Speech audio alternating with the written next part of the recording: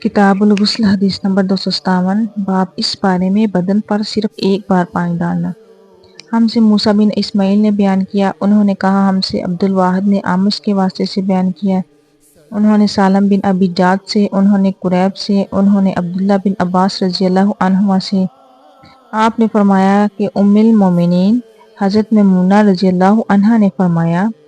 کہ میں نے نبی کریم صلی اللہ علیہ وسلم کے لیے غسل کا پانی رکھا تو آپ نے اپنے ہاتھ 2 مرتبہ یا 3 مرتبہ دھوئے، پھر پانی اپنے بائیں ہاتھ میں لے کر اپنی شرمگاہ کو دھویا، پھر زمین پر ہاتھ رگڑا، اس کے بعد کولی کی اور ناک میں پانی ڈالا اور اپنے چہرے اور ہاتھوں کو دھویا، پھر اپنے سارے بدن پر پانی بہا لیا اور اپنی جگہ سے ہٹ کر دونوں پاؤں دھوئے۔